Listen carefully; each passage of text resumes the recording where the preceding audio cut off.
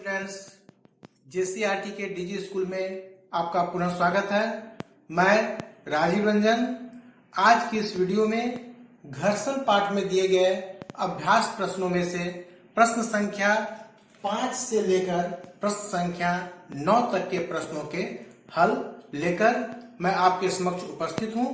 तो आइए बारी बारी से इन प्रश्नों के हल पर हम चर्चा करते हैं।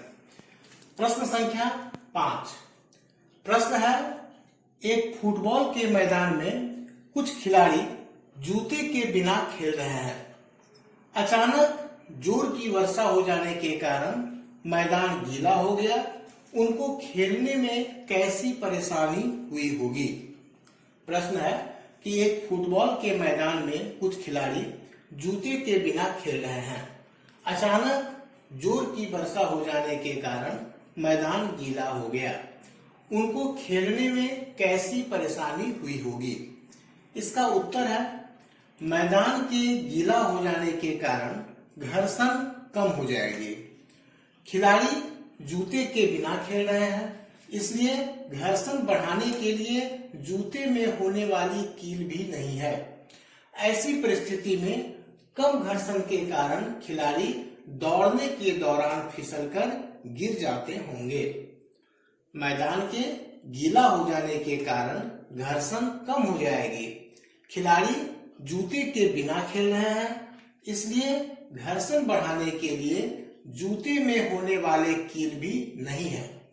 ऐसी परिस्थिति में कम घर्षण के कारण खिलाड़ी दौड़ने के दौरान फिसलकर गिर जाते होंगे। अब है प्रश्न संख्या 6।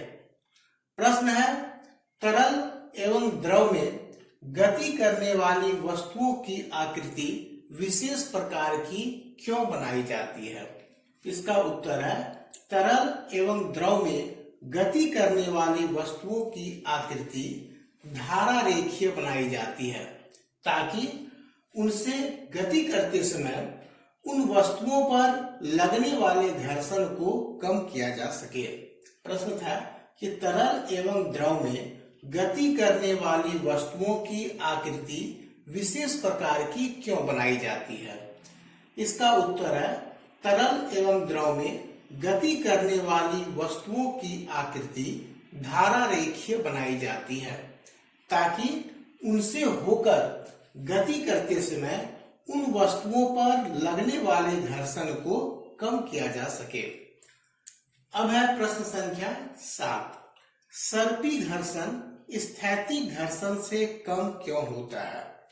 इसका उत्तर होगा, जब कोई वस्तु किसी सतह पर गति की अवस्था में होती है, तब उसके पृष्ठ की संपर्क बिंदुओं को फर्श के संपर्क बिंदुओं में धंसने के लिए पर्याप्त समय नहीं मिल पाता है। जब कोई वस्तु किसी सतह पर गति की अवस्था में होती है, तब उसके पृष्ठ की संपर्क बिंदुओं को फर्श के संपर्क बिंदुओं में धंसने के लिए पर्याप्त समय नहीं मिल पाता है। इसलिए सर्पी घर्षण स्थैतिक घर्षण से कम होता है। अब हम आगे आते हैं प्रश्न संख्या 8 में। इसमें कुल 5 प्रश्न दिए गए हैं। निम्नलिखित प्रश्नों के उत्तर दीजिए।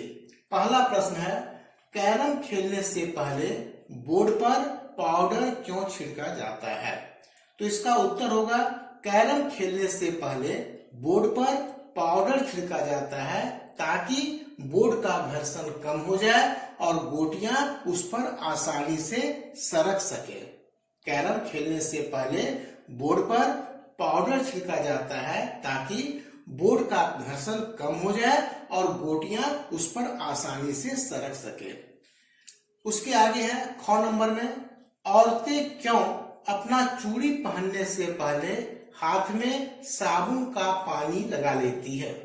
इसका उत्तर है, हाथ में साबुन का पानी लगा लेने से हाथ और चूड़ी के बीच घर्षण काफी कम हो जाती है और चूड़ी आसानी से हाथ के ऊपर सरक जाती है।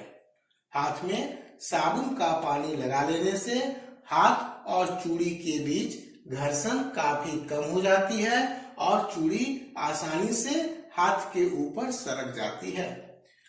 अब है गौ नंबर प्रश्न है, फुटबॉल खिलाड़ी कांटेदार जूते पहनकर क्यों खेलते हैं?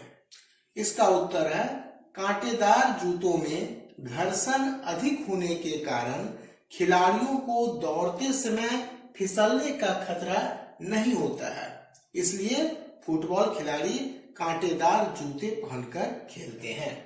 कांटेदार जूतों में घर्षण अधिक होने के कारण खिलाड़ियों को दौड़ते समय फिसलने का खतरा नहीं होता है, इसलिए फुटबॉल खिलाड़ी कांटेदार जूते पहनकर खेलते हैं। अब अगला प्रश्न है, घ नंबर, माचिस की तीली को रुखड़े दीवार पर रगड़ने से क्या होगा? माचिस की तीली को रुखड़े दीवार पर रगड़ने से क्या होगा? इसका उत्तर है, रुखड़े दीवार पर अधिक घर्षण होने के कारण माचिस की तीली रगड़ने पर अधिक ऊष्मा उत्पन्न होगी और माचिस की तीली जलने लगेगी। रुखड़े दीवार पर अधिक घर्षण होने के कारण माचिस की तीली रगड़ने पर अधिक ऊष्मा उत्पन्न होगी और माचिस की तीली जलने लगेगी। अब आगे प्रश्न 4, यदि घर्षण नहीं हो तो क्या होगा?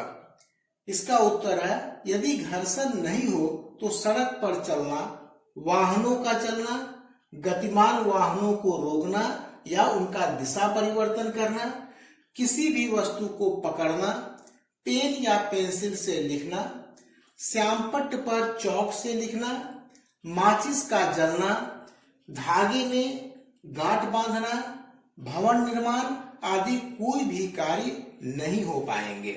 यदि घर्षण नहीं हो तो सड़क पर चलना, वाहनों का चलना, गतिमान वाहनों को रोकना या उनका दिशा परिवर्तन करना, किसी भी वस्तु को पकड़ना, पेन या पेंसिल से लिखना, श्यामपट्ट पर चौक से लिखना, माचिस का जलना, धागे में गांठ बांधना, भवन निर्माण आदि कोई भी कार्य नहीं हो पाएंगे। अब अंतिम प्रश्न है, प्रश्न संख्या 9। प्रश्न है कि घर्षण से ऊष्मा उत्पन्न होती है, एक ऐसा उदाहरण बताएं जिसमें घर्षण के कारण उत्पन्न ऊष्मा हमारे लिए लाभदायक होता है। तो इसका उत्तर है, घर्षण से ऊष्मा उत्पन्न होने के कारण माचिस की तीली को रुखड़े सतह पर रगड़कर आग उत्पन्न की जाती है, जो हमारे लिए लाभदायक है। प्रश्न है, घर्षण से ऊष्मा उत्पन्न होती है, एक ऐसा उदाहरण बताएं जिसमें घर्षण के कारण उत्पन्न ऊष्मा हमारे लिए लाभदायक होता है। इसका उत्तर है, घर्षण से ऊष्मा उत्पन्न होने के कारण माचिस की तीली को रुखड़े सतह पर रगड़कर आग उत्पन्न की जाती है, जो हमारे लिए लाभदायक है। तो प्यारे बच्चों, आज की इस वीडियो में हमने घर्षण पाठ पर दिए गए अभ्यास प्रश्नों में से प्रश्न संख्या 5 से 9 तक के प्रश्नों के हल के बारे में चर्चा किया। अब पुनः हम अगली वीडियो में मिलेंगे और तब तक के लिए धन्यवाद।